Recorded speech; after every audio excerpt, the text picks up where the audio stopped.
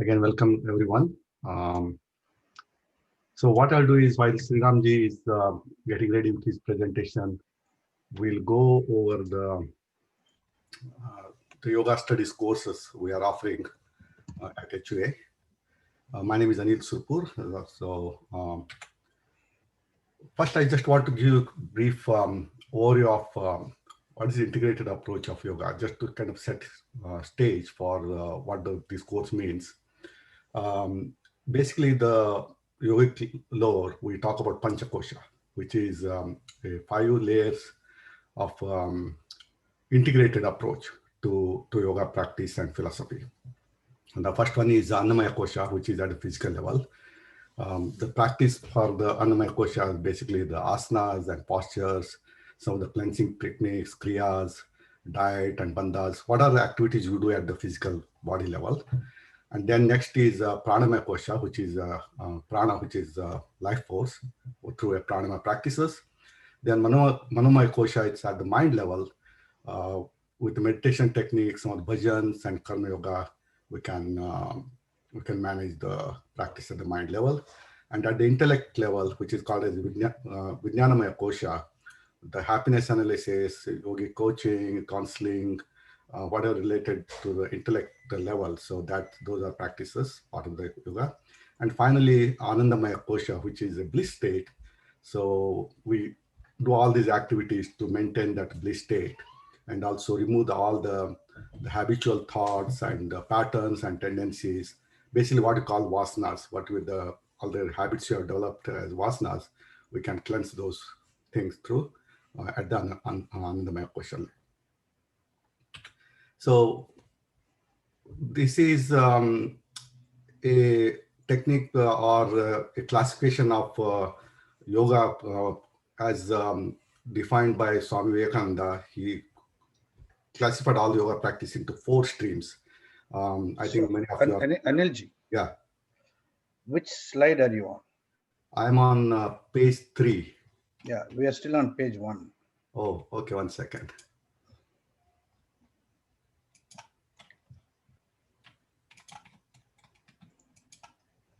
You can see now? Page 3? Yeah, go ahead. Yeah. Earlier I presented this. You got this. You could see this page, right? Page 2. Okay, so this is page 3, 4 streams of yoga.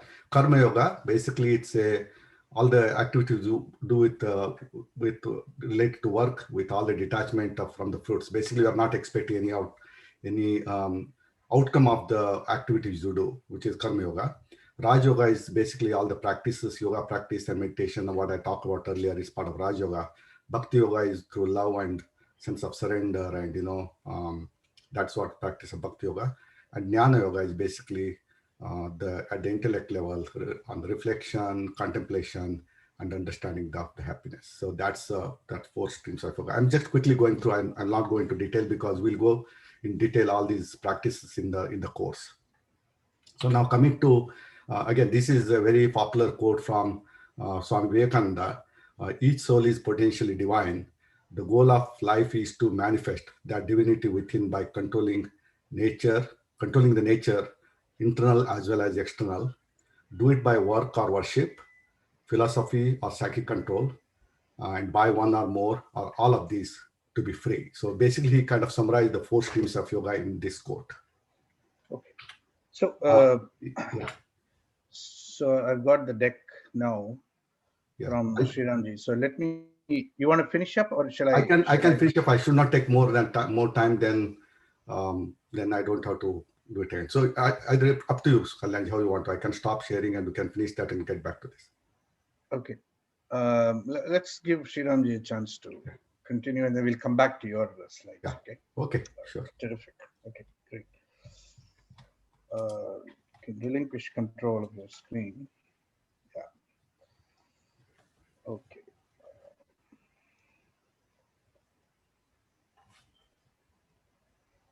Let me share my screen. Okay, there you go. Can you all see the screen now? Yes, you can. Thank you so much, Kalyanji. Okay, terrific. Yeah. Perfect. So once again, thank you all for joining us in the Raja Yoga of the Bhagavad Gita. That is the topic for today. Kalyanji, can you advance to the next slide? Allow me to begin with a Dhyana Shloka, a meditation verse on the Bhagavad Gita. Om Parthaya Pratibodhitam Bhagavata Narayanena Swayam Vyasena Gratitam Purana Munina Madhye Mahabharatam Advaitaamritavarshinim Bhagavatim Ashtadashaadhyayinim Ambatvam Anusandadhami Bhagavad Gita Bhavadveshini Bhagavad Gita Bhavadveshini Bhagavad Gita Bhavadveshini.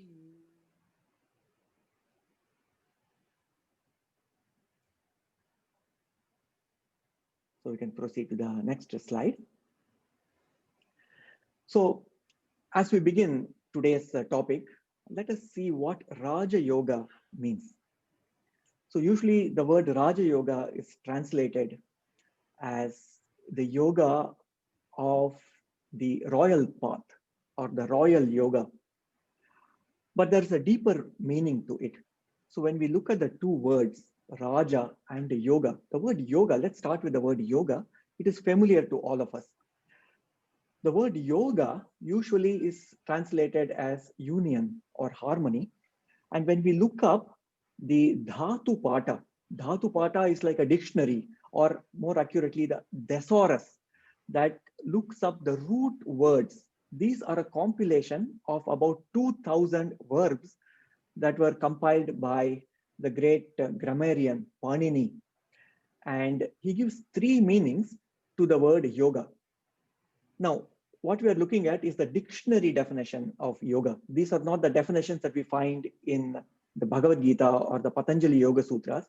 These are the etymological definitions, the root meanings of the word yoga. And you see three meanings that are given in Dhatu Pata of Panini. And the first meaning is Yujir Yoge. That means that which unites. Yoke, the English word yoke comes from this root, that which unites things together. And Panini also gives two other meanings to the word yuj, which is the root verb for yoga. Yuja samadhav. Yoga is samadhi. Samadhi or samatvam, equilibrium. Equilibrium of the mind is yoga. And we see this definition also in the Bhagavad Gita, samatvam yoga uchyate. And then samadha vachala buddhi tada yogam avapsyasi.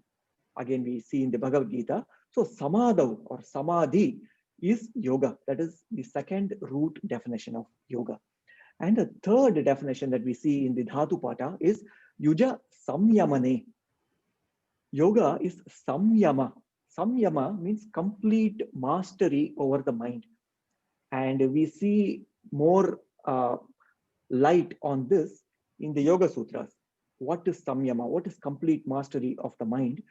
That is explained in some of the scriptures of yoga that we see later. And then the word Raja. The word Raja comes from the root word Rajra. And when we again consult with the Dhatu Pata of Panini, we see that the meaning of Rajra, the root word, is Deeptau, that which illuminates or shines forth. So Raja Yoga can be interpreted as the yoga of light, the yoga of light, or the yoga of enlightenment. That is what Raja Yoga is. So according to Raja Yoga, the core of who we are is light.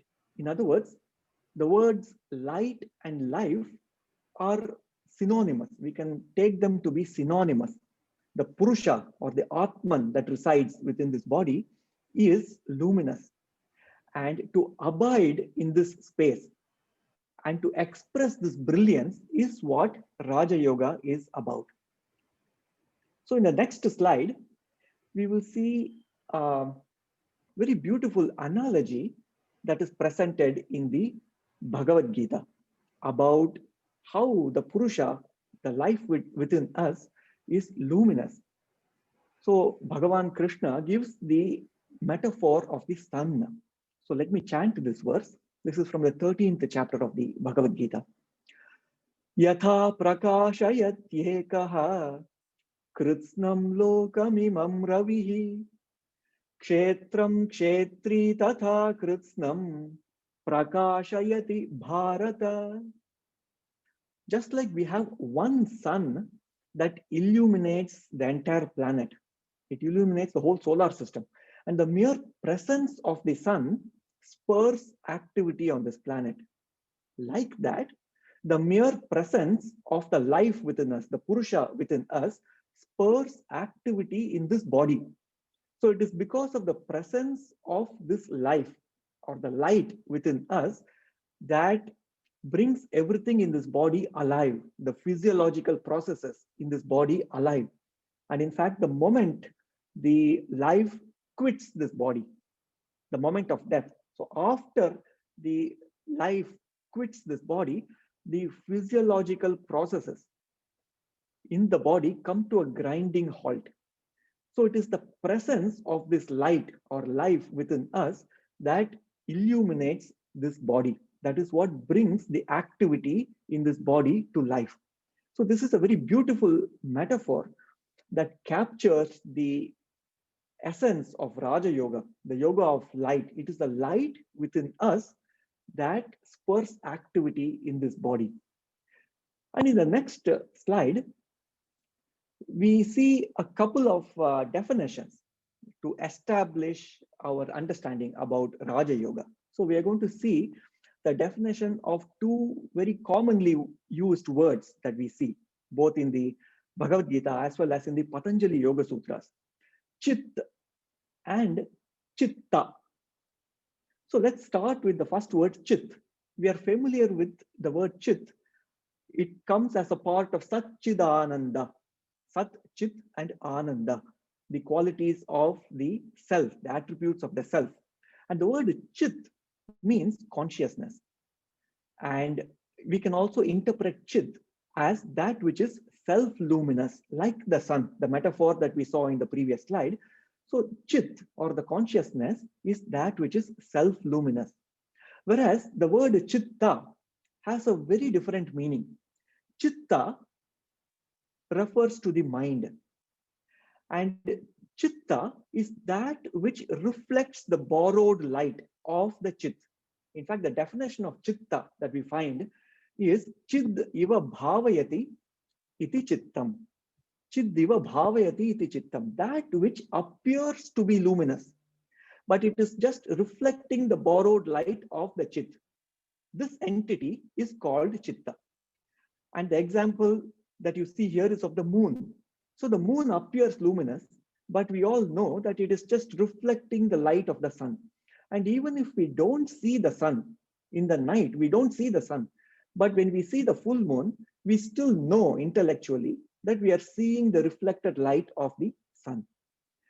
Yet, when we are not realizing ourselves, for example, we don't know yet that I am a luminous being, or I am, my self is luminous. When we have not yet attained that self-realization, we may mistake our identity to be our mind, because the mind appears luminous, Chitta.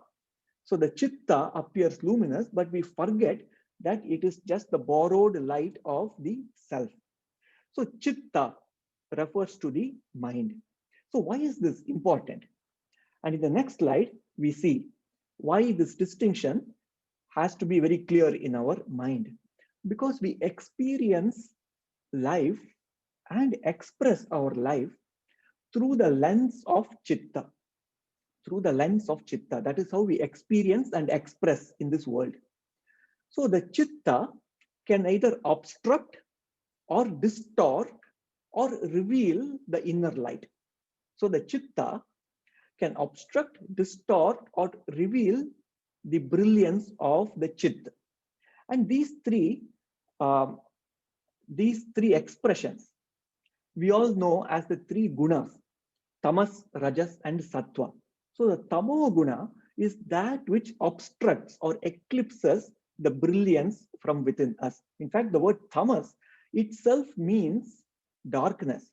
We are all familiar with the phrase tamasoma jyotirgamaya, lead me from darkness to light. In fact, this journey from darkness to light, tamasoma jyotirgamaya, is what Raja Yoga is about. Movement towards, the journey towards sattva, the journey towards brilliance is Raja Yoga. So tamas is the first expression of chitta. And then the second expression is rajas, turbulence, where the mind, we see the world through a turbulent mind. When the mind is moving, we project the movement of the mind, the agitation of the mind to what we see. It is like looking at the reflection of a mountain on the surface of a very turbulent lake.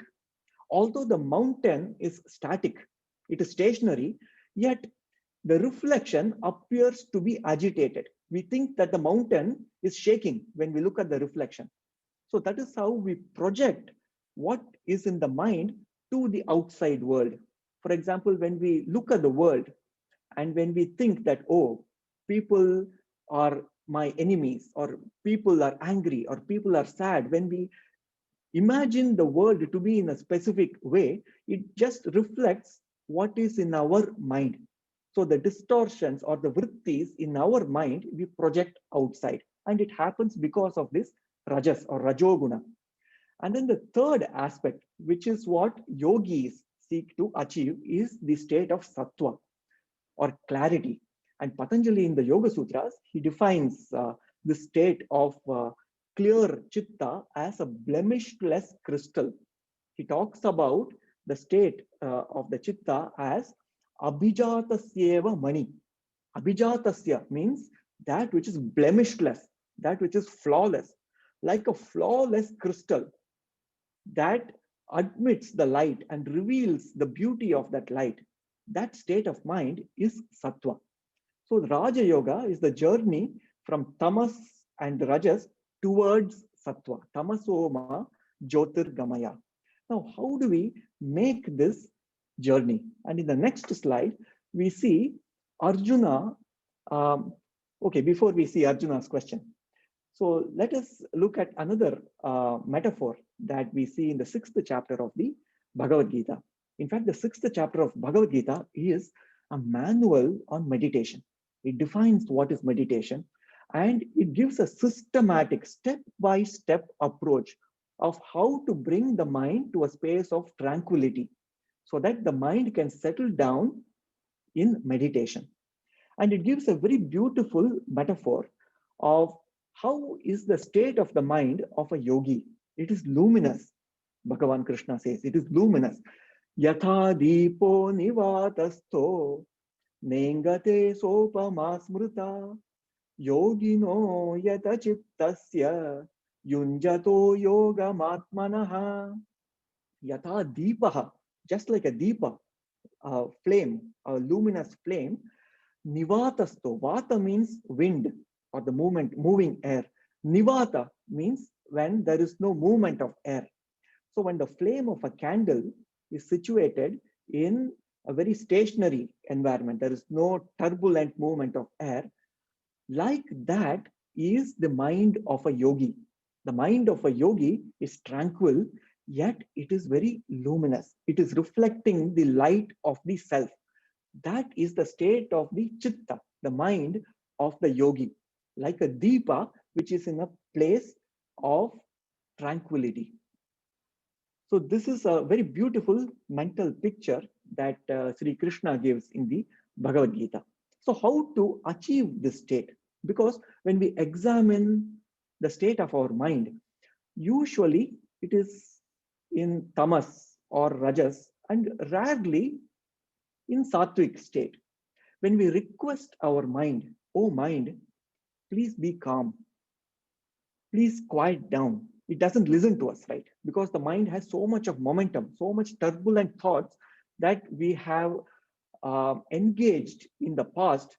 Those samskaras or that momentum is carrying the mind towards more and more turbulence. So how to quiet the mind?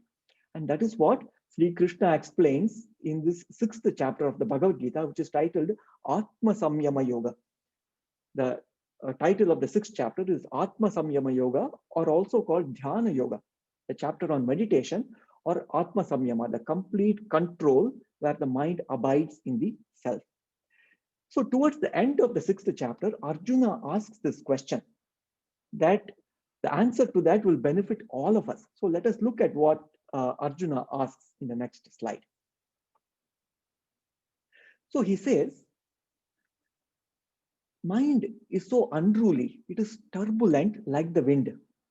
Arjuna uvacha chanchalam hi manah Krishna pramati balavadridham tasyaham nigraham manye vayoriva sudushkaram. Chanchalam hi manah Krishna. The mind is always restless, chanchalam, agitated, restless. Pramadi balavadridham, it is unruly and it is very obstinate. Tasyaham nigraham manye vayoriva sudushkaram. So vayoriva, just like the wind, like a hurricane. The mind is like a hurricane. It is so turbulent all the time. My mind is like that, oh Krishna. Arjuna says, how do you expect my mind to settle down? The mind doesn't listen to me. And perhaps most of us can relate to this predicament. We have this question, how can I sit down and allow my mind to settle? Because the moment we sit down for meditation with our eyes closed, we discover that the mind is trapped by the concerns of the body and it wanders. We cannot catch the mind and allow it to settle down. The mind gets tormented by the concerns of the body. Oh, I have backache. Oh, I have itching sensation here. Oh, my knee hurts. So the body traps the mind with its concerns, or the mind is caught up in the agitations, in our fears and anxieties. The mind is stressed out. So how to quiet the mind? So in response to this question, I'm sure all of us are waiting to see what Bhagavan Krishna has to say to this question. So in the next slide, we see what Sri Krishna says. Shri Bhagavanu vacha asamshayam mahabaho manodurnigraham chalam abhyasena tu kaunteya vairagyena cha grihyate. So Lord Krishna assures Arjuna. He says, no doubt the mind is very unruly. Asamshayam. Samshaya means doubt. Asamshaya is no doubt. Definitely, I agree with you, Arjuna, that the mind is very difficult to control. But, he says, abhyasena tu kaunteya vairagyena cha grihyate. Using abhyasa or regular practice and vairagya or detachment or dispassion, using these two keys, abhyasa and vairagya, the mind can be brought under control. You can bring the mind towards tranquility. You can make the journey from turbulence to tranquility by using abhyasa and vairagya, practice and detachment. Same thing Patanjali says in the Yoga Sutras. Abhyasa vairagyabhyam tannirodha. In order to quiet the mind, abhyasa, practice, and vairagya, detachment. These two are the fundamental keys in Raja Yoga, in the practice of Raja Yoga. So let us see what are the practices. Let us focus on the abhyasa part. What are the practices that we need to do? So in the next slide, we see we can start with the body, because in order to quiet the mind, we need cooperation from the body. As we saw before, if we want the mind to settle down, we want to forget the body or transcend the body. When the body presents itself with all kinds of torments and concerns and pains and aches, it is very difficult to transcend it. In order to move beyond the body, we need to have the body to be in a place of harmony. So that is why Lord Krishna mentions the practice of asanas. So in this verse, he says, let's start with the body. Shuchau deshe pratisthapya sthiram asanam atmanaha natyuchritam natinecham chailaji nakushottaram.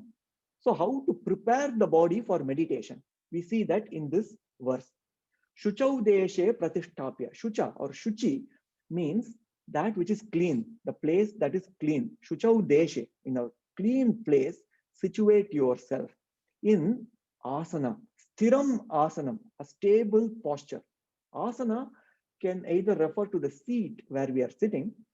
It can also refer to the state of the body. Patanjali talks about asana as sthira sukham asanam, when the body is stable and comfortable. When both elements are there, stability and comfort, such a posture is asana.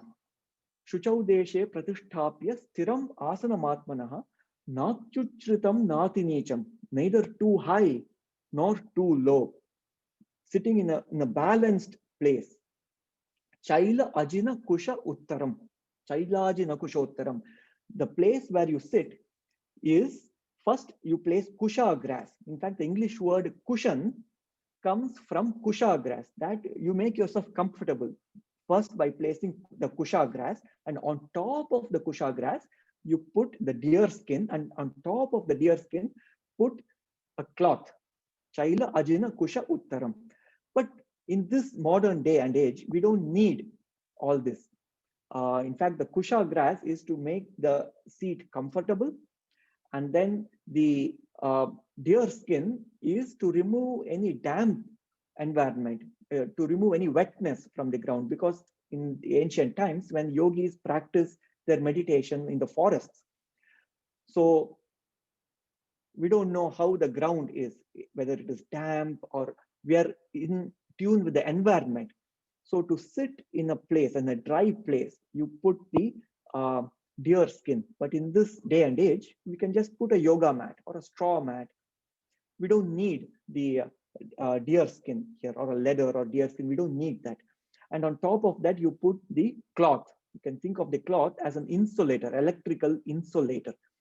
So this is how we situate ourselves. This is the teaching about how to sit in a stable posture.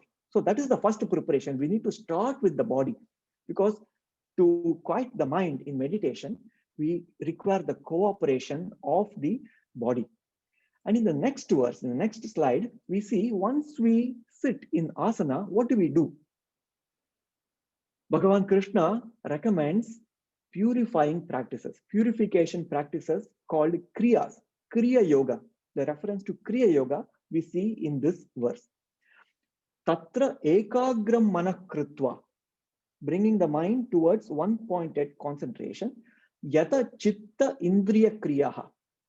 Tatra ekagram manah kritva, yata chitta indriya kriyaha, yata chitta indriya kriyaha. Using kriya or purifying actions to cleanse the chitta and the indriyas. We already saw what is chitta before, the mind, which reflects the brilliance of the self. So to purify the chitta, when the chitta is dwelling in the place of tamas or rajas, we purify it by doing some yogic practices called kriyas, and then cleanse the indriyas as well, the sense organs. Yata chitta indriya kriyaha upavishyasane yunjat yogam atma vishuddhaye. We allow the mind to settle down and repose in the self. So when we cleanse the mind and the senses, we naturally allow the mind to settle down and repose in the self. So that's what the purifying practices or the kriyas help us with. And in the next slide, we see once we establish the body, how do we sit for meditation? He says, samam kaya shiro grivam dharayan achalam sthiraha samprekshanasikagram swam dishascha-navalokayan. Samam kaya shiro grivam. Samam means equal or neutral. Kaya Shira Ugrivam. Kaya means the trunk of the body. Shiras is the head and Griva is the neck. So keeping the trunk of the body, the neck and the head in one straight line, in an equilibrium posture. Like what you see in this picture. By the way, this picture is of my guru, my first guru, Yogacharya Sri Subramanian, with whom I learned for 14 years. So the picture is him in a meditative state. So Samam Kaya Shiro Grivam, the trunk of the body, the neck and the head, all in one straight line. Dharayan Achalam Stiraha, remain in that posture, motionless. Do not allow the body to be in a state of restlessness. Settle down in a place of stability. And then Sampreksha Nasikagram Swam. Take your awareness to the Nasagra or Nasikagra, which means the tip of the nose. And the scholars of the Bhagavad Gita, they interpret in different ways. The tip of the nose is the literal tip of the nose, or the point in between the eyebrows. So which tip, which end of the nose, which end of the nostril? So some scholars also refer to the Nasikagra as the Agnya Chakra, the point in between the eyebrows. And then Dishaschanavalokayan, do not allow the eyes to wander. So once we prepare the body, because the body is now assisting us in meditation, and then take your awareness to the point in between the eyebrows or the tip of the nostrils. So this is how we prepare for meditation. And notice how the posture helps with meditation. For example, when we go to a classroom where we have students sitting in a class, and if we notice some of the students are slouched, like a hunched back, immediately we can discern that perhaps they are not paying too much attention. Perhaps they are in that moment in a place of tamas, tamoguna. They are not very interested. That's when we slouch our back. Whereas when the mind is alert, immediately the body straightens out. And my teacher, Yogacharya Subramanian, whose picture you see here, he used to give a very beautiful analogy. He used to say, when you take the garden hose, when you start flowing the water, immediately it straightens out. So when you roll the garden hose and suddenly you start the gushing water to flow, it straightens out. In like manner, when the prana is moving brisk in the body through all the nadis, immediately all the 7 chakras, the nadis, the Sushumna nadi, Ida, Pingala, all of them straighten out and we sit with the spine erect. So the posture where we are seated in and the state of the mind, the quality of our awareness, all these are intimately linked. So this is how we prepare the body for meditation. And in the next slide, we see how to proceed with the next practice, the pranayama, breath control.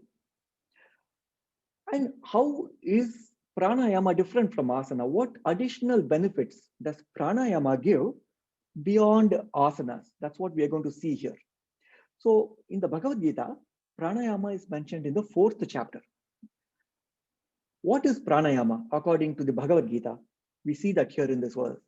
Apane juhvati pranam, prane panam tatha pare, pranapana gati rudhva, pranayama parayanaha. So here, apane juhvati pranam. Apana means the outgoing breath. You offer it to the incoming breath, and vice versa. Prane panam tatha pare. You offer the incoming breath to the outgoing breath. This practice of breath control, prana, pana, gati, rudhva. Gati means the rate of flow of breathing. When we control this rate of flow, when we regulate this flow of the breath, so that we offer the in-breath to the out-breath and out-breath to the in-breath, this practice is called pranayama. Now, it may appear a little bit cryptic. What does it mean? Offer the in-breath to the out-breath and out-breath to the in-breath. And my teacher used to give a very simple explanation for this. There's nothing complicated about it. We are simply equalizing the outflow and the inflow. So when we deplete too much prana, for example, when we expend too much prana, we feel depleted, we feel exhausted. Whereas when you accumulate too much prana, what happens is we feel agitated and restless. There's too much energy in the system. We feel wired up as if we had too much caffeine, for example, accumulating too much prana, and it makes us very restless. Whereas expending too much prana makes us exhausted. So on the one extreme, we are excited. On the other extreme, we are exhausted. And pranayama brings us to the center, where the inflow and the outflow are exactly equal. This state of breathing, this state of flow of prana, that is what we seek to achieve in pranayama. It is like the flow of water in a river. When we look at the streamlined flow of water in a river, in a moving water, it is so pure.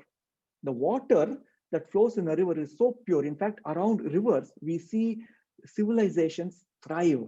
The water is so pure. And in fact, the channels that carry prana in the body are called nadis.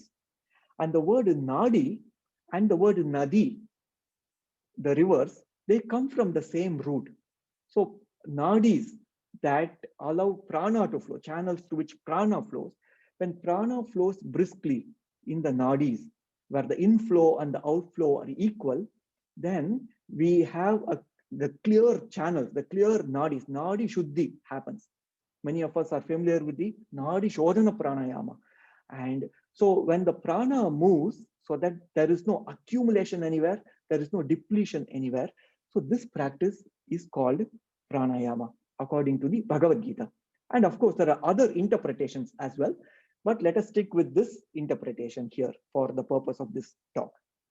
And in the next slide, we see after pranayama, the practice of pratyahara. Pratyahara, giving rest to our senses. The word ahara means food. And in the context of Raja Yoga, ahara not just refers to the food that we ingest through our mouth, whatever we eat. Ahara also refers to the food or whatever we ingest through our senses. So whatever we see, hear, smell, taste, or touch. So whatever we receive through our five senses, this is also called ahara. And what is prati ahara? Prati means to withdraw. Prati is to withdraw. So to allow the senses to withdraw from the sense objects, this practice is called pratyahara. And in the Bhagavad Gita, there is a very beautiful analogy that is given. Yada samharate chayam kurmongani va sarvashaha indriyani indriyarthebhyaha tasya prajna pratisthita. Yada samharate chayam kurma. Kurma is a tortoise.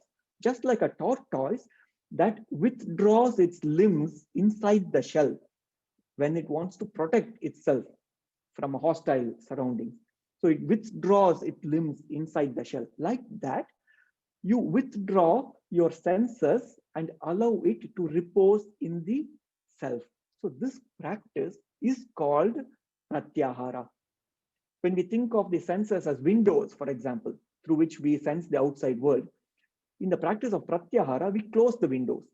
It is like fasting the senses. Ahara, when we think of ahara, the food that we eat, the practice of fasting, how it purifies the system. Like that, we can apply the same concept of fasting to the food that we ingest through our senses. So this practice is called pratyahara. We rest the system, because when we want the mind to settle down, we don't want to be distracted by the outside world. For example, when we sit for meditation with our eyes closed and suddenly we hear the gadgets buzzing and beeping, my teacher used to call them WMDs, weapons of mass distractions. So things around us are pulling our attention in so many places like a tug of war, then it is very difficult for the mind to settle down. So in pratyahara, when we withdraw the senses from the sense objects to the self, We no longer get disturbed by what is happening in the outside world. So pratyahara is the practice for the senses. And then in the next slide,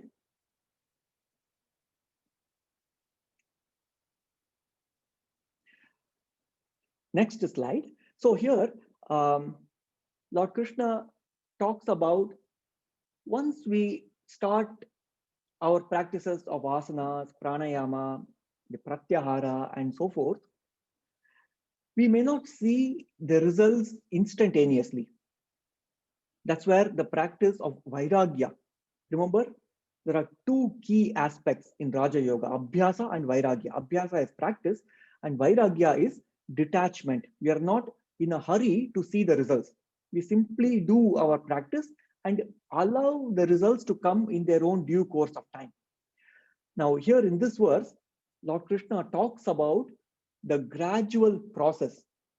Shanai Shanai Ruparamed Buddhyadriti Grihitaya Atma Samstham Manakritva Nakinchidapi Chintayet. Nakinchidapi Chintayet, thinking about nothing else. So how long does it take to achieve this state of thoughtlessness? Does it happen on day one? Does it happen after a few days of practice or a few weeks of practice? How long does it take? Because many people who start on the practice of meditation, sometimes they get discouraged or dejected because when we sit for meditation 20 minutes with our eyes closed, the mind is constantly chattering, agitated, tormented, restless. And just like Arjuna, who asked the question, oh, my mind is like the turbulent wind, we get dejected because people think meditation is not for me. But then Lord Krishna says, no, no, no. You just do these practices and in due course of time, the mind will settle down. And in the Yoga Sutras, Patanjali gives a very beautiful mechanism of how this works. He says there are two opposing samskaras or two opposing tendencies. One tendency is called Vyutthana samskara, the tendency of the mind to be restless and go outside into the world. There's the opposing tendency, which is called Nirodha samskara, which means the tendency of the mind to settle down to the self. They are in opposition. It's like tug of war happening in the mind. Now, so far, we have encouraged the Vyutthana samskara, encouraged our mind to be always wandering outside. We have not encouraged the Nirodha samskara. How do we strengthen the Nirodha samskara? Is to take time every day for allowing the mind to settle down. Now, in due course of time, what happens is when we strengthen the Nirodha samskara, when it becomes stronger and stronger, there comes a point where the Nirodha samskara overpowers or it's more stronger than the Vyutthana samskara. And on that day, magic happens. The mind is totally quiet. So even though we don't see evidence of the mind settling down on day one, continue with the practice. Because in due course of time, we will see the results. It's like when we sow the seeds and start watering the seeds, we don't see the flowers and fruits on day one. We just have to trust that the seeds will sprout and bear the fruits and flowers in due course of time. Like that, even though the mind is not settling down on day one, we simply continue with the practice and in due course of time, it will settle down. Shanai Shanairu Parame, slowly and steadily, the mind will settle down. And then in the next slide, the next verse is very, very important. This is one of the key verses in Raja Yoga. What to do when the mind is wandering? So we have sat down in asana in a clean place, Shuchau Deshe Pratisthapya. We have sat down in a clean place. We are keeping the trunk, the neck, and the head in a straight line. The body is erect, like Samam Kaya Shiro Grivam Dharaya Nachalam Stiraha, like we saw in the previous slide. So we have prepared the body, we have prepared the place, we have done pranayama, we have practiced pratyahara, and still the mind wanders. So when we catch the mind drifting away or wandering, what should we do? And this is the key shloka where Lord Krishna gives us the mechanism, the practice of what to do when we watch the mind, when we catch the mind wandering. He says, Yato yato nischarati manaschanchalamastiram tatas tato niyam yaitad atmanyeva vasham nayet. Yato yato nischarati. Whenever and wherever the mind goes, when it is restless, whenever we catch that mind wandering away, you simply bring the mind back to the self. It is a very mechanical practice. So when we sit for meditation, we close our eyes and we are hoping that the mind will settle down. And of course, the mind has a strong tendency to drift away, and it will, the mind will drift away. And after a few seconds or a few minutes, we discover, oh, my mind is elsewhere. It is not abiding in the self. It is elsewhere, thinking about totally unrelated things. The mind and the body are not in union. They are now disconnected. They are not in yoga. Then what we do is we simply call the mind back, come back, allow the mind to come back and bring it back to the self. Do not get discouraged. Do not get dejected. Do not get disappointed or depressed. You simply bring the mind back to the self.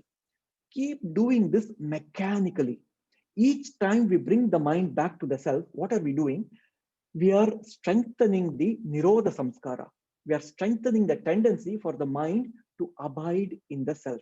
That is what we are doing with this practice. And in due course of time, remember, Shanai Shanai Ruparame, due course of time, gradually, the mind will sit with the self. It will repose in the self without effort. So this is the practice we do. Yato yato nischarati manaschanchalamasstiram tatastato niyam yaitad atmani eva vasham nayet. Atmani eva. Allow the mind to come back to the self again and again. Whenever the mind wanders, wherever the mind wanders, bring the mind back to the self. This is what we do again and again and again. Patanjali says very beautifully, the practices, this practice that we see here, should be applied satu dirgha kala. It should be done for a long time. Nairantarya, without a break. Satkara, with honor and respect, with enthusiasm. And asevito, with an attitude of service. We are serving the mind by allowing it to repose in the self. Otherwise, the mind gets depleted. Because when it is too restless, immediately it gets tired. When it wanders around everywhere, it gets very tired, like a monkey mind. So we allow the mind to repose in the self. That is when it can recharge itself. So this is the practice that is suggested in the Bhagavad Gita, how to attend to a wandering mind. And in the next slide, we will see that not only what we do inside the yoga mat, but what we do in our day-to-day life outside the yoga mat also has a huge influence on the quality of our meditation. In fact, meditation is not just the few minutes, not just the 20 minutes that we sit with our eyes closed. There comes a time when our entire day, every moment during the day, we express and experience those moments from a meditative state. So whatever we do outside the yoga mat also affects the quality of our meditation. So how can we organize our life outside the yoga mat so that it is helping us in Raja Yoga? So there are two key verses that we are going to see again from the 6th chapter. So here, Bhagavan Krishna says, Natyashnatastu yogosti nachaikantamanashnataha nachati swapnashilasya jagrato naiva charjuna. So Lord Krishna says, oh Arjuna, yoga is very difficult to achieve for those who eat too little or too much. Natyashnatastu yogosti nachaikantamanashnataha. And neither is it easy for those who sleep too much or sleep too little, or people who are too active or too lethargic. When they are in extremes, yoga is very difficult to achieve. So when we are at the midpoint, when there is moderation in food, mitahara it is called, moderation in food and moderation in sleep, everything in balance. So that is how we can prepare our life for meditation. So whatever we do outside of the yoga mat has a huge influence in our meditation practice. Whatever we eat, for example, when we eat, for example, too much spicy food, or when we overeat, spicy food, when we eat, it increases more rajoguna. The word, English word rage comes from the same root as rajas, rajoguna that we saw before. Rajas, turbulent mind. So rage, intense anger. So too much spicy food, when we eat rajasic food, it influences the mind towards rajas. So we cannot sit in meditation. The mind doesn't settle down. Similarly, tamas, when we eat tamasic food or overeat, tamas happens. And the mind settles down, but then it settles down in darkness. It is not clear like the blemishless crystal. So what we do, how we eat, how we sleep, all this has a huge influence on our meditation. And in the next slide, we also see that yuktahara viharasya yuktacheshtasya karmasu yuktaswapnavabodhasya yogo bhavati dukkhaha. Again, Lord Krishna is reinforcing that same thought. Yukta means skillfully. Yukti, skillfully, we engage in the activities of consuming food, in our recreation, in our work activities, in sleep, etc. So using our skill, we navigate the world around us. And this will help us in our meditation practice. This will help us in Raja Yoga. And then finally, the next slide.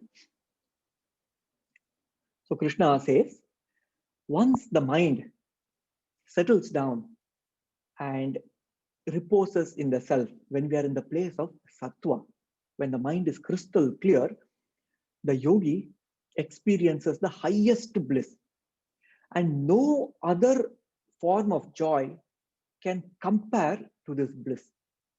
When the yogi attains this state, yam labdhva, when the yogi attains this state, Lord Krishna says, yam labdhva cha param labham manyate nadhikam tataha yasmin sthito na dukkhena gurunapi vichalyate.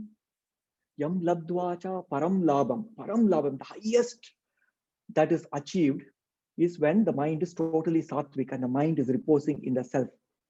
Manyate na adhikam tataha. There is no higher bliss than that. And in fact, there's one analogy also that is given. We started this session with the analogy of the sun. And just like when the sun is bright, and when we have sunlight, we don't need the use of candles. We don't need a candle when the sun is shining so bright. Like that, the highest bliss that we experience is like that of the sunshine. It is so bright, the bliss is so intense that all the other pleasures from the world that we derive is like a candle. It cannot match the bliss that comes from the self. So this is the highest bliss that can be achieved. And this is the promise of Raja Yoga. This is the promise of Raja Yoga. And one of the key aspects of Raja Yoga is not only do we experience this bliss, when mind is connected to the self, it also makes us very powerful.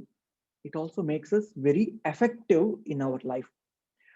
And in the Yoga Sutras, we see that in the 3rd chapter of the Yoga Sutras, Patanjali talks about the various yogic powers. The excellence flows when we are in this state. So it is not just a place where we enjoy bliss, it also makes us very powerful human beings. So this is a very beautiful combination that we see in Raja Yoga. Because many times when we talk about comfort or enjoyment, when we talk about, for example, intoxication, when people are intoxicated by alcohol or drugs, yes, for a few moments, ephemeral pleasure is there, but it doesn't make them very powerful. Whereas in Raja Yoga, the bliss comes along with the power, the siddhis. And so this is the promise of Raja Yoga. And with this, allow me to conclude today's presentation. Thank you all for your very enthusiastic listening.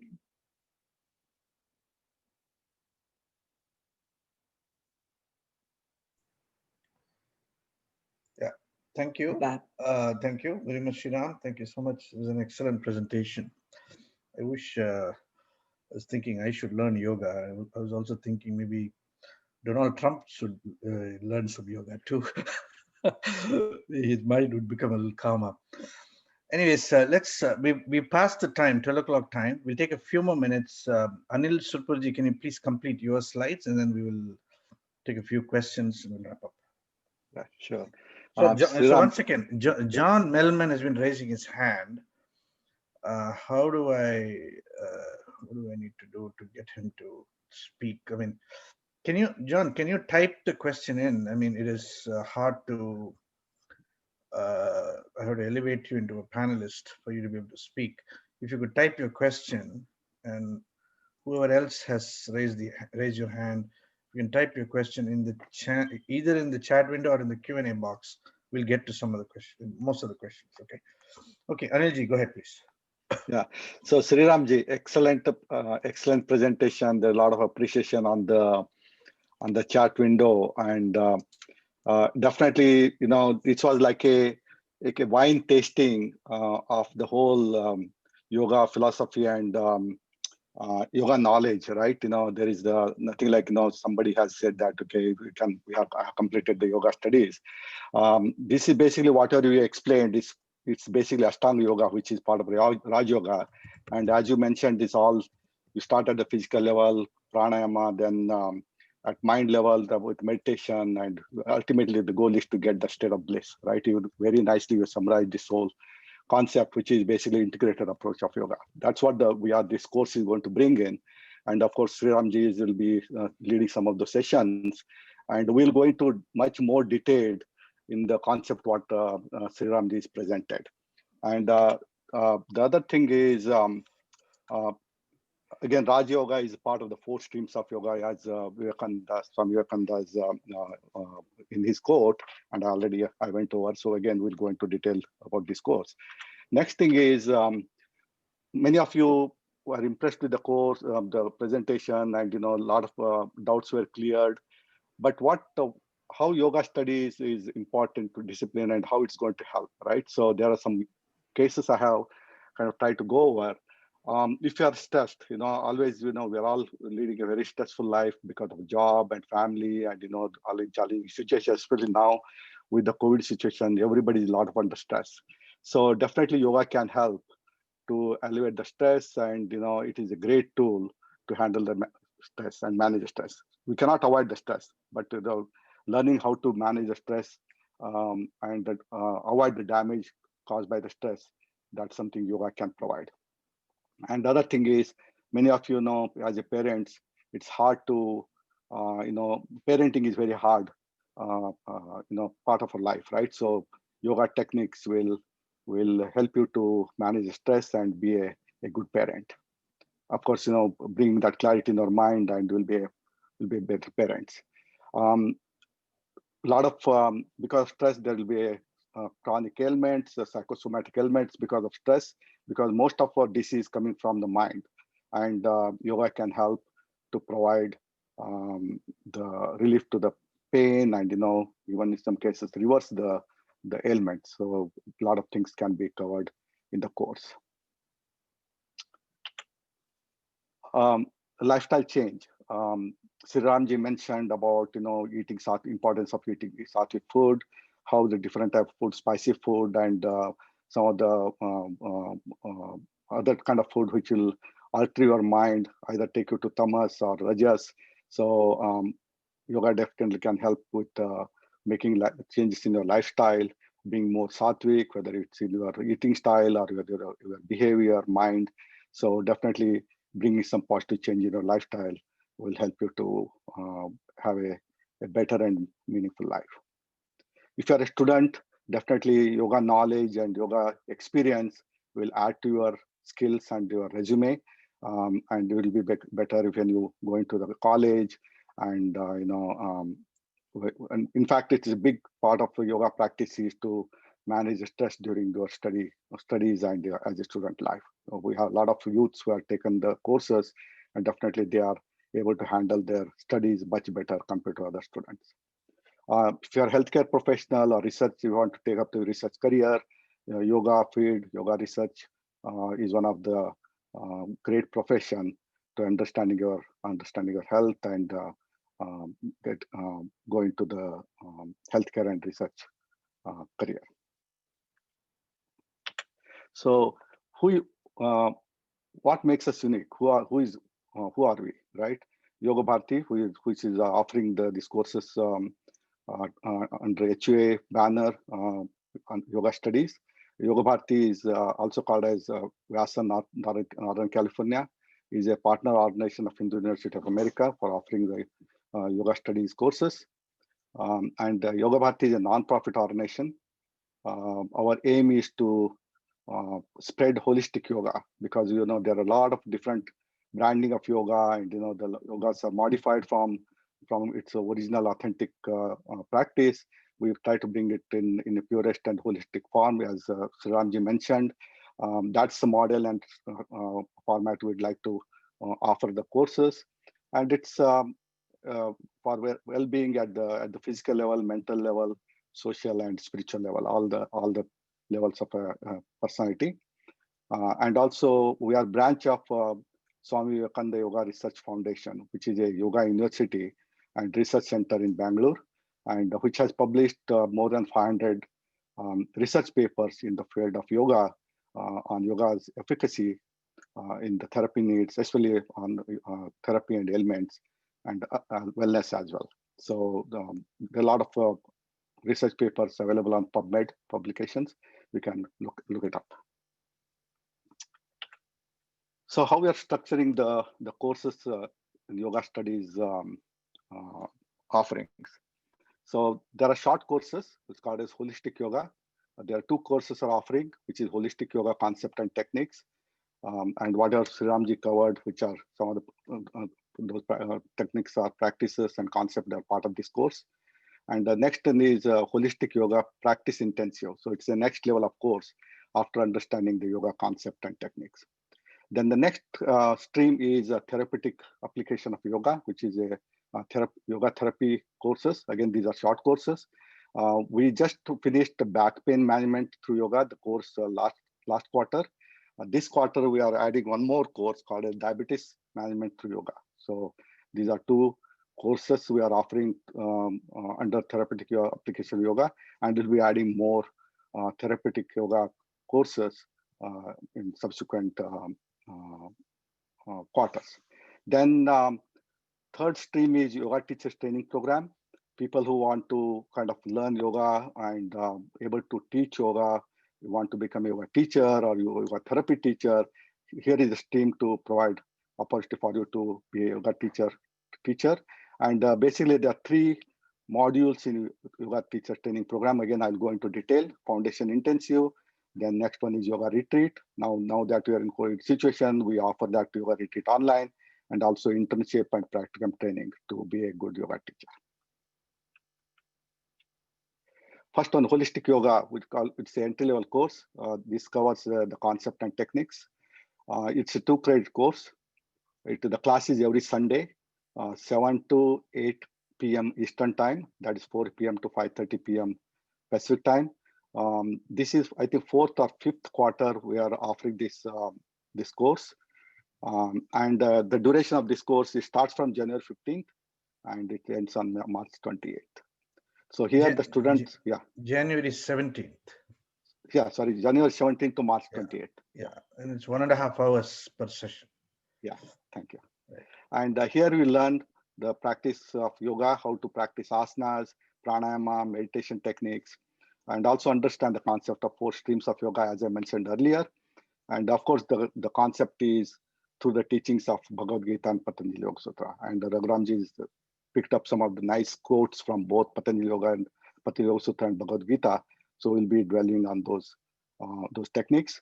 And so here, not only the theory knowledge, we'll be having hands-on practice also. You will be, whatever you're understanding, you'll be able to put it to practice. Whether it's asanas or pranayama or meditation technique, all those are different techniques. We'll be offering those. And we'll be practicing those techniques, and also then we take home practice sessions also. And the other course what we're offering is it's managing diabetes through holistic yoga. This is one of very popular program because diabetes is very prevalent conditions majority of people facing. This is 3 credit course. This is class are Monday and Thursday, weekdays. Again, timing is 7 p.m. to 8:30 p.m. Eastern time, 4 p.m. to 5:30 p.m. Pacific time. And the course starts on January 11th and it ends on March 22nd. Here, the student learn how to practice yoga safely and effectively address the diabetes and the metabolic disorders and problems. Again, all this management of diabetes is through yoga technique, yoga practice, and of course some lifestyle change and the diet changes in your eating habits. So it's all part of the course.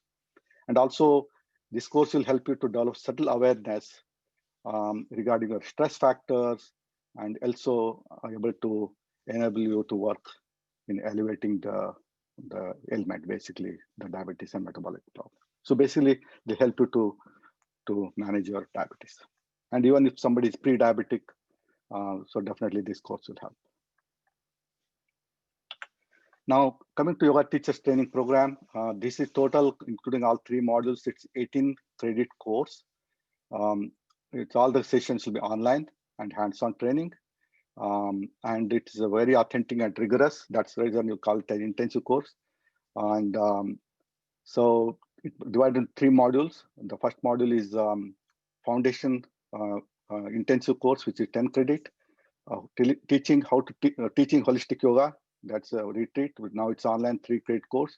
And then internship and practicum training, which is quite hands-on, this 5 credit course.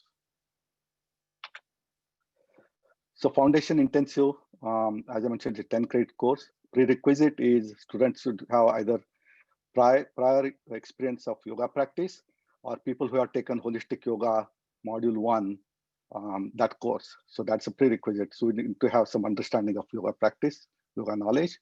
And it's an intensive online weekend classes.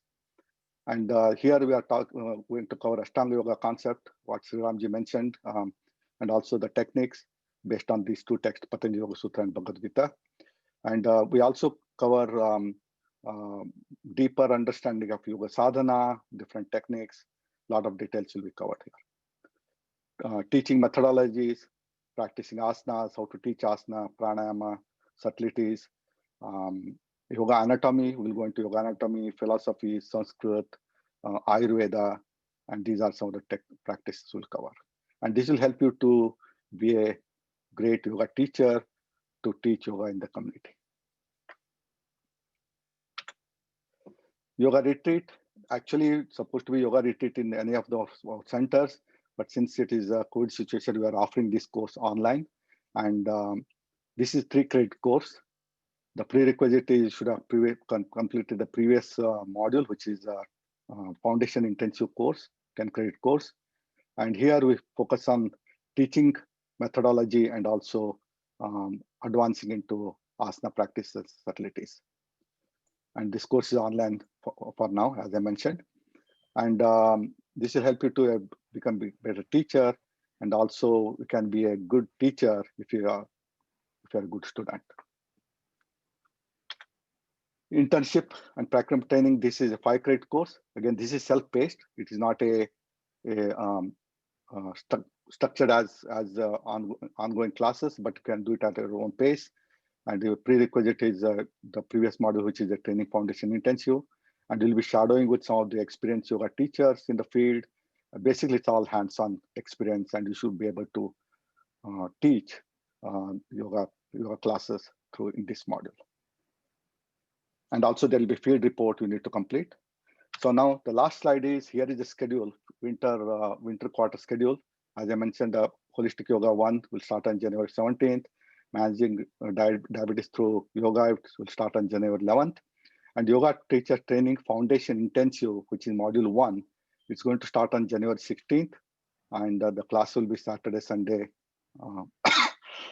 both days, morning 7 a.m. to 12:30 p.m. Pacific time, or 10 a.m. to 3:30 p.m. Eastern time. So this is the course is starting on January 16th. So I think that's the end of my presentation. Thank you. Great. And if you have any questions, we can take it offline.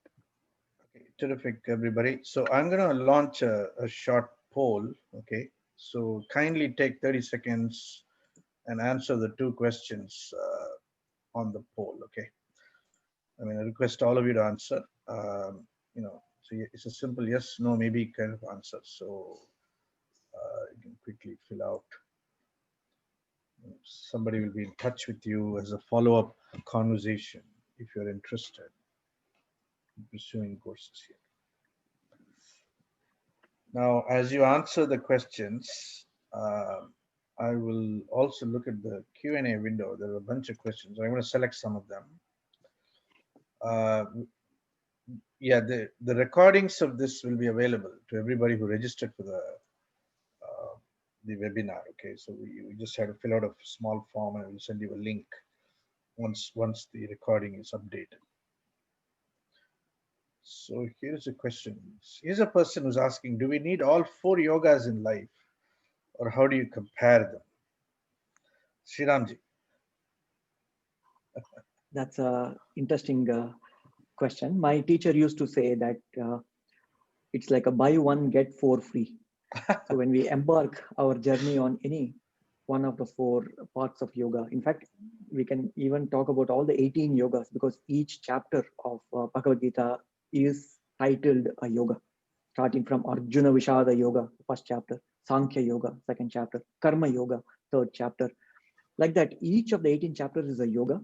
So whatever we begin with, because initially we have our tendencies. Some people are, for example, who are very dynamic, very active, perhaps Karma Yoga will be easier to start with. For some others who are very articulate and who have more control of their emotions, Bhakti might be a very easy path, because they'll be drawn towards Bhakti. But regardless of where we start, the final goal, the destination is the same. And so when we embark on whichever path of yoga, everything else will come along with it. For example, when we start on Jnana Yoga, when we understand more and more, when we learn more and more, we develop a devotion to that subject. So Bhakti comes along with Jnana. And likewise, when we have Bhakti or devotion or love and devotion to something, we want to learn more and more about it. So that Jnana comes along with Bhakti as well. So all of them come together. And even in the Yoga Sutras, we see that in the Ashtanga Yoga, all of these are included in the holistic path of yoga. For example, Bhakti is included as Ishvara Pranidhana, the practice of Ishvara Pranidhana. That's an integral part of the Ashtanga Yoga. And then we also have Kriya Yoga. Kriya Yoga is also a part of the Ashtanga Yoga. Kriya Yoga comes as part of the niyamas in the Ashtanga Yoga. So like that, everything is included in the holistic practice of yoga. Okay, so let me encourage everybody one more time to kindly answer the survey questions. You can answer yes, you can answer no, or you can say maybe I have some questions. Whatever your answer is, if you kindly answer, we appreciate it very much. In a moment, I'll show you the responses. Let me take another question. Is doing multiple yogas in parallel, jnana and karma and so on, advisable? Or is it multiplicative in its effects? Yes, indeed, they are. In fact, my teacher used to say that they all work in synergy. Synergy means the combination is much more powerful than the mere sum of the parts. So when we engage in karma yoga with bhakti and with the jnana, everything together, we make like exponential. I won't even call it multiplicative, exponential strides in the path of yoga. So definitely it helps to bring that synergy. The combination is so much more powerful. Yes. Yeah, wonderful. So there's a question regarding the background picture in my screen. Okay. So a couple of people have asked, where is this location? Okay. So obviously I'm not in that location. This is just a virtual background. I'm just sitting in one of my rooms. Nowadays I travel from my living room to the bedroom to the kitchen and so on. That's the amount of travel that I suppose most of us are doing. So let me ask this question. Where is this? This is an image of Shiva in a yoga posture, obviously. It's a temple. So where is this temple in India? So this is not here in the US, obviously. It's in India. So where is this temple? Would somebody like to answer? Just type it in the chat window, okay? So no, wrong. We get some answers here. Take a shot. Yeah, Karnataka, correct. That's correct. It's in Karnataka. It is the Murdeshwar temple. So there is a person who gave the right answer. Tej gave the right answer. So this is the Murdeshwar temple in the coastal Karnataka in India. As you can see, it's a pretty huge statue. There are people walking about here in the bottom here, and this is the Arabian Sea behind. So it ought to be a wonderful travel destination at some point in our lives. All right, great. So let me ask again one more time. Those who are not yet answered the question, kindly just type in your answers. I'll just in a moment I'll share the poll results. Let me go to another question. Okay, let's see. Who is teaching the courses that are coming up in the fall quarter? Anilji. Is Sriram teaching the courses? Yeah, Sriramji teaching some sessions. Ramji is teaching some sessions. We have other faculty. I'll be teaching some sessions, and we have Yogabharati other senior faculty who will be teaching some of the sessions. So it is combination of various experts in various modules combined will be offering this course. Okay. So if somebody has already done a YTT 200, yeah, where should they begin? Okay. Well, it depends on where they completed YTT, because different schools offer different levels of knowledge. So if somebody had done YTT, most of the concept might have already been covered by that school. If YTT done at Yogabharati, these some of the concept already covered. But if not with Yogabharati, then if some of the topics are new, then definitely there'll be benefit from this course. Okay. There's a question here which says, I think Raja Yoga and Jnana Yoga are the same. Are they? Is it not? So I guess from one perspective, we can actually say that. So my understanding of it from what my teacher used to say, as we saw, Raja Yoga is the yoga of light. So the reason why we want to illuminate our mind is that we have a flashlight ready with us. So one of the analogies that we find in yoga and also in Vedanta is about the Rajju Sarpa Bhranti, it is called. So when we look at a rope, and when it is dark, when it is not illumined, we can imagine the rope to be a snake and get afraid. We get agitated or afraid and so forth. But when there is light, we see the truth and we relax because there's nothing to be afraid about. So Raja Yoga gives you the flashlight. Jnana Yoga gives you the knowledge that it is not a snake, it is a rope. So I guess both are complementary.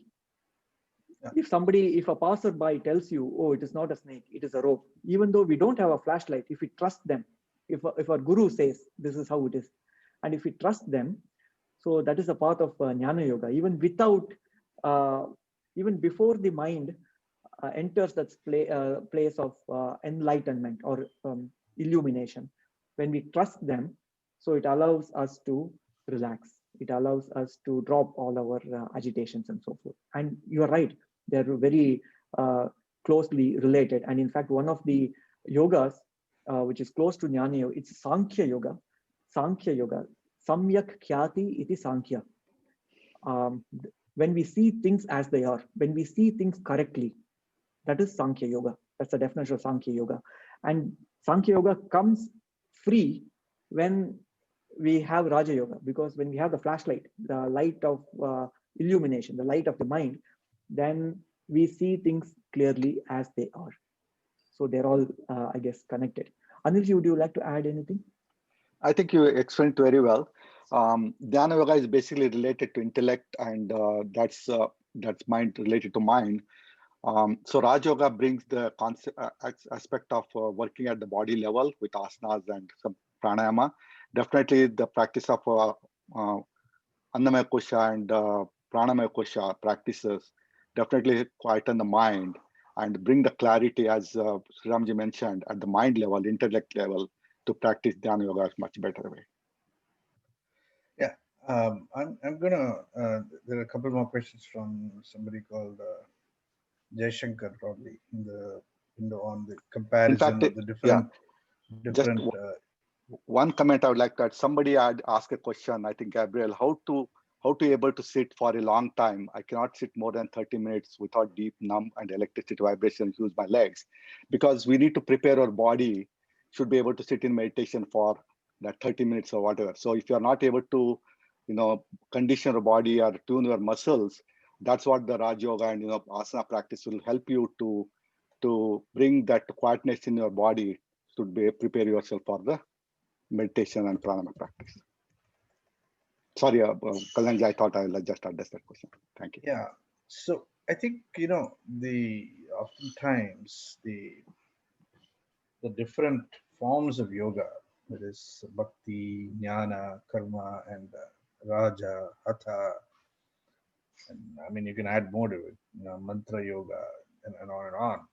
There are different varieties of yoga, and this question, how do they connect with each other, is something to be really discovered for oneself, right?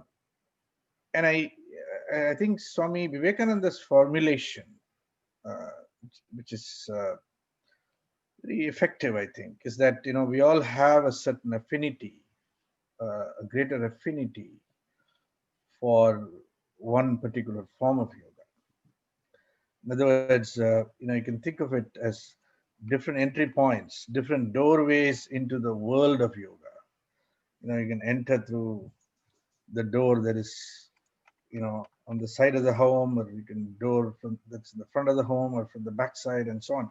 So in other words, they are all different entry points into the world of yoga, and some of them are more accessible and well suited for your individual temperament and your individual predisposition, and there'll be a better match for you, for each one of us, really, with a certain form of yoga, and that's something to be discovered, and you can discover it only by trying it out. And you may think yoga is not, I can't sit for 30 minutes quietly, it's impossible,